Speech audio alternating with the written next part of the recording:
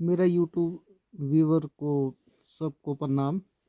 आज हम वीडियो की बात करेंगे रीजनिंग कॉन्टेक्स्ट के जो पुलिस कांस्टेबल की रिटर्न एग्ज़ाम की प्रिपरेशन कर रहे हैं, उसमें हम आज बात करेंगे टॉपिक नंबर फर्स्ट, रीजनिंग का कोडिंग एंड डिकोडिंग। पिछले वीडियो में आपको मैंने बताया था कि आप जो सिलेबस है वो किस तरह से है, आपको क्या क्या क्या कंटेंट्स पढ़ने हैं, उसके क्या क्या है, जो 5 टॉपिक्स है। आज हम सीधे ही बात करेंगे रीजनिंग के कोडिंग एंड डिकोडिंग। ये रीजनिंग राइट, इसका हम coding and and decoding right. अब प्रश्न ये होता है कि कोडिंग क्या होता है, व्हाट एग्जैक्टली कोडिंग इज। मतलब कोडिंग क्या होता है कि किसी भी भाषा को उसको संकेत के अनुसार कि उसको कोड किया जाता है। सपोज दैट कोई भी लैंग्वेज आपके पास पर्टिकुलर है, जो कम्युनिकेशन आप उसके लिए उसका कोड में कन्वर्ट करके उसमें बनाते हैं, वो कोड, वो आपका जो है कोड होता है, जो उसको अंडरस्टैंड करता है, जो उसका जो रिसीवर या जो उसकी इंफॉर्मेशन को रिसीव कर रहा है, जो इस तरह से गेट करता है, that is decode. Suppose आपके पास ये वर्ड लिखा हुआ कि I am going to Shimla. ये आपके पास एक सेंटेंस दिया गया है। इसको क्या करते हैं, आपकी किसी आपको जो है इसको कोड करते थे किसी कूट भाषा में। सपोज आप इसको ये इस तरह का साइन देते हैं, ये आपके पास ये इसका कोड हो गया। अब डी कोड क्या होता है कि जो इसको इंफॉर्मेशन को जो है, आपकी जो इंफॉर्मेशन आपके पास है, इसको रिसीव कर रहा है, इसको अंडरस्टैंड कर रहा है, दैट इज डी कोडिंग। एक बहुत इम्पॉर्टेंट पहलू है और इससे संबंध में क्वेश्चन पूछे जाते हैं। अब हम बात करते हैं उसमें। First one, alphabets right. अब आप इंग्लिश अल्फ़ाबेट्स की बात करें कि हमारे पास अल्फ़ाबेट्स ए जो है B C E up to last X Y Z.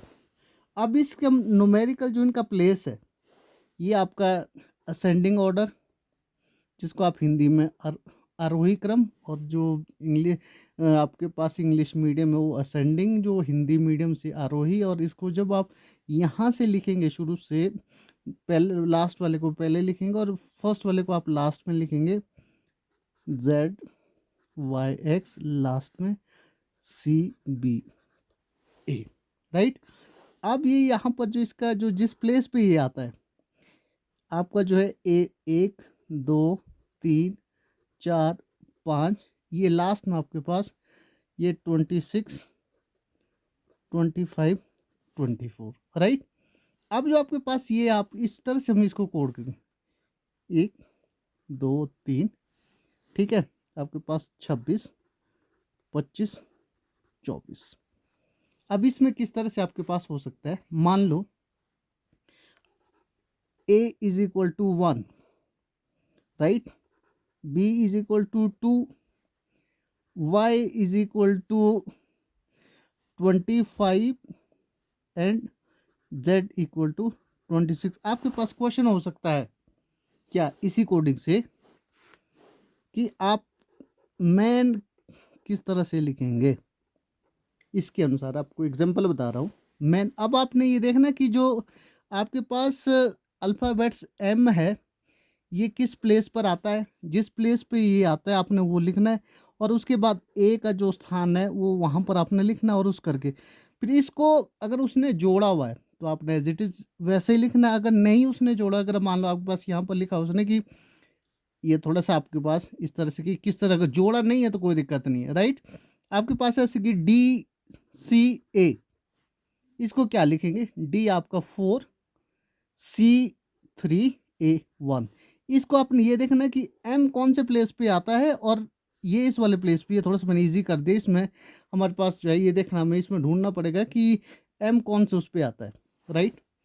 अब बस ये कोडिंग होगा ये। उसके बाद इस तरह से भी हो सकता है कि अगर ए आपका 2 है, राइट, आप यहाँ पर बी को 4, ये कोड किया हुआ मतलब इसने अल्फ़ाबेट्स के हिसाब से, राइट। अब इसके पास ये वाई को लिख रहा है 50, तो जेड को ये लिख रहा है 52। आई मीन जो आपके पास ए है उसका अगला, फिर उसको बस उसने 2 से मल्टीप्लाई कर दिया, फिर इसको भी वही उसी से किया जिस प्लेस पे ये आ रहा है और उसमें। तो आपके पास प्रश्न हो सकता है क्या कि सी ए बी को क्या लिखेगी, या तो हो सकता है कि अगर इसने जोड़ के यहाँ पर कूट में किया होगा, जिस तरह से इसने कूट में प्रश्न किया गया होगा उसी हिसाब से आपने देखना है। अब यहाँ पर आपके पास सी ए बी, राइट। अब यहाँ पर ए को हम 2 मान रहे हैं, तो सी तीसरे प्लेस पे आता है, ये 6, ये दूसरे पे, ये 4 पे, ठीक है। This is the first code. अब ये आपके पास हो गया कि किस प्लेस पे आता है और न्यूमेरिक के हिसाब से ये कहाँ पर आता है, ABC यूनियन को जो है जिस प्लेस पे आता है। अब हम इसके बाद अगला करेंगे, राइट। इसी में A B C X Y Z, right. इसको इसके साथ, इसको इसके साथ, इसको इसके साथ, right. A stand for Z, B stand for Y, C stand for X, right. अब आपके पास होता है कि जो लास्ट वाला डिजिट है, अब आपके पास क्वेश्चन हो सकता है कि अगला आपने ये देखना इसके साथ ये आ रहा है, बी इसके साथ है, सी इसके साथ है। अब आपके पास मान लो ये कोड में इस तरह से आपको अगर ये आ रहा है तो डी क्या होगा, तो जिस प्लेस पे डी यहां से आ रहा है फोर्थ, वहां से आपका फोर्थ लास्ट, यहाँ का फोर्थ ये लास्ट से जब आप इस वाली साइड से आप चलेंगे जो फोर्थ लास्ट उसमें होगा, that will be the answer. Is it clear. अब ये इस तरह से इसने कोड किया हुआ है इसको फर्स्ट वाला लास्ट का, second last, third last, fourth last, fifth last, right. आप इस तरह से ये देखना है इसको, ठीक है। अब यहाँ पर आपके पास ये पूछ रहा है कि डी यहाँ क्या पर आएगा, जो यहाँ से WXYZ, W will be the answer, ठीक है। अब ये आपके पास हो गया, ओके। अब हम अगले पेज पे आते हैं। अब हमारे पास क्या होता है कि डायरेक्ट कोडिंग।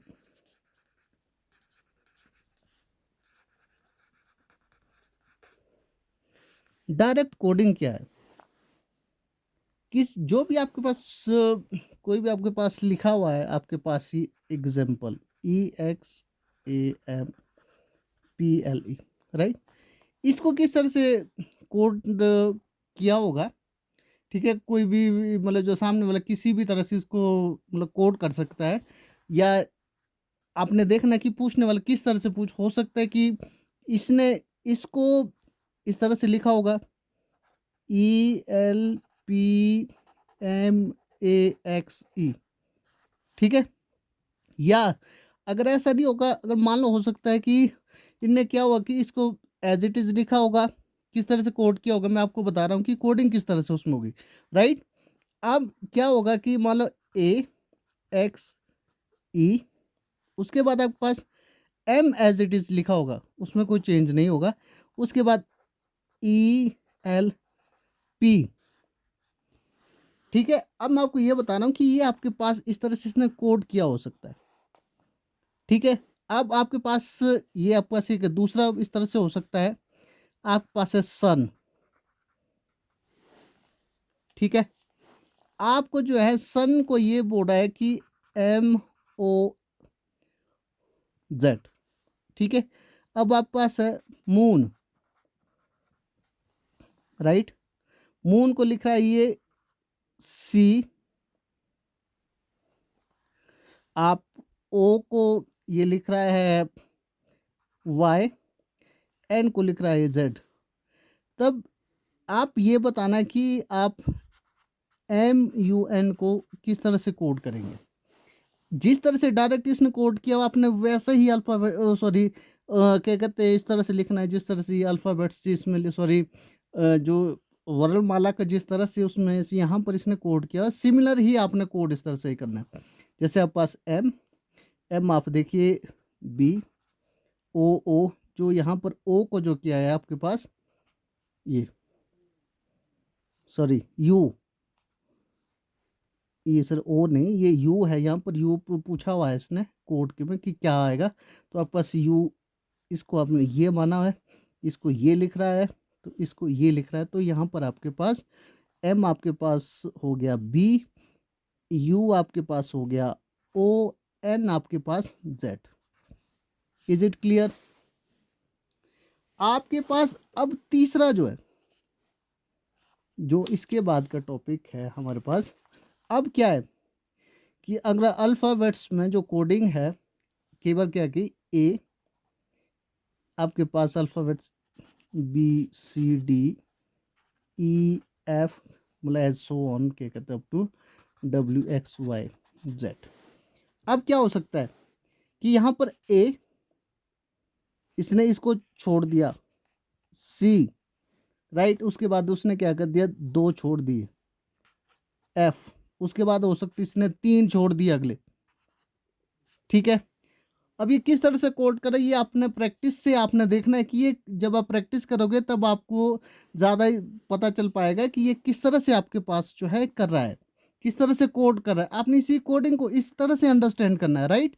अब आपके पास यहाँ पर हमने ए को छोड़ा, ये कोड यहाँ पर दो को भी छोड़ सकता है, अगला ये माइनस भी कर सकता है, -1 भी कर सकता है, -2 भी कर सकता है, जो मिस कर सकता है। तो ये आपके पास इस तरह से। अब इसके बाद हमारे पास अगला था सब्स्टिट्यूशन, ठीक है। अब सब्स्टिट्यूशन में आपने क्या देखना है कि अगर if water said to be air, ध्यान देना आपने, जो हिंदी मीडियम से है मैं हिंदी मीडियम में भी बताता हूँ, इंग्लिश से है वो इंग्लिश को भी इंग्लिश में भी बताऊंगा। यदि ठीक है पानी को हवा कहा जाता है, ठीक है, हवा को आग, ठीक है, आग को बर्फ, बर्फ कहा जाता है, ठीक है, बर्फ को हरियाली, हरियाली को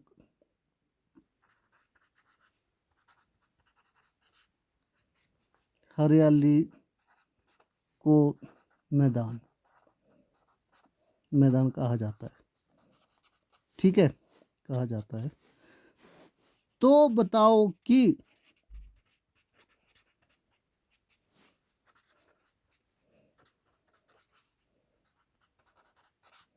हरियाली को क्या कहा जाएगा, ठीक है। अब इसमें ध्यान देना आपने कि हरियाली क्या है, आपने जो उसमें वो बोल रहा है जिस तरह से इसने जो कहा जा रहा है उसके अकॉर्डिंगली चलना है। पानी, पानी को क्या बोल रहे हैं, हवा, ये पानी क्या है, हवा है, हवा ये आग, ठीक है, आग को बर्फ कहा जाता है, ठीक है, बर्फ, और बर्फ को हरियाली कहा जाता है, हरियाली को मैदान कहा जाता है। तो बताओ हरियाली को क्या कहेंगे। अब जो आपके पास ये जो प्रश्न पूछा हरियाली को क्या कहेंगे, जो हरियाली को जो इन्होंने कहा हुआ है, तो आपका वो इसका उत्तर होगा, ठीक है। अब यहाँ पर हरियाली को क्या कहेंगे, यहाँ पर हरियाली जो देखो इसने हरियाली को मैदान कहा है, ठीक है, तो यहाँ पर हरियाली को मैदान, तो इसका उत्तर क्या होगा, मैदान, ठीक है। तो आपके पास जो सब्स्टिट्यूशन में जो उसने इसको मतलब जिस तरह से उसमें कहा हुआ है, ठीक है, मान लो ये आपके पास एक अगला एग्जांपल हम करेंगे, ठीक है। यदि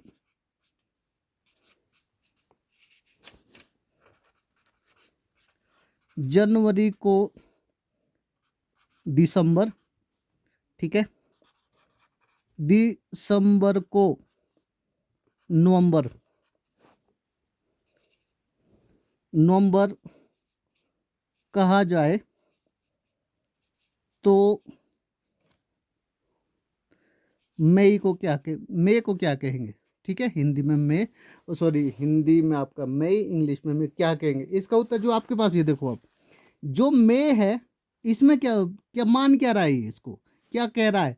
जो आपके पास जनवरी है, जनवरी से एक मंथ जो है पीछे बैक की ओर जा रहा है, तो इसको क्या कह रहा है? दिसंबर। तो इस वाले को जो है नवंबर, जो आपके पास दिसंबर को नवंबर कह रहा है, तो मई को जो है इससे जो पिछले वाला मंथ है वो कहेगा, राइट? तो मई आपके पास क्या आएगा? अप्रैल। ये हमारे पास कुछ एक टॉपिक्स थे, प्रैक्टिस सेट हम आगे करेंगे। आज के लिए हमारे पास इतना ही वीडियो है। आगे के लिए वीडियो के लिए अब नेक्स्ट वीडियो में हम अगला टॉपिक करेंगे। अगले जो हमारे पास टॉपिक जब हम करेंगे उससे पहले हम हल्का सा प्रैक्टिस करेंगे, उसके बाद कि इसका जो एक्सरसाइज करेंगे, उसके बाद हल्का सा आपने एग्जाम्पल मैंने किया। पर आपके पास जो एग्ज़ाम्स की तैयारियां कर रहे हैं, पुलिस जो है, कांस्टेबल की जो रिटन एग्जामिनेशन है, जो उनके पास प्रैक्टिस सेट है, वो क्या कहते हैं, उनको लेकर और उसमें इसकी तरह का अभ्यास करें कि क्योंकि कोडिंग और डिकोडिंग फिर हम अगली उसमें जाएंगे, एनालॉजी हम इसके बाद करेंगे। तो तब तक के लिए आप इसका रिहर्सल करें और जितना हो सके आप टाइम दें और रीजनिंग पे आप इस टॉपिक पे फोकस करें। फिर अगले टॉपिक पे हम बाद में बात करेंगे। ठीक है, ओके, बाय।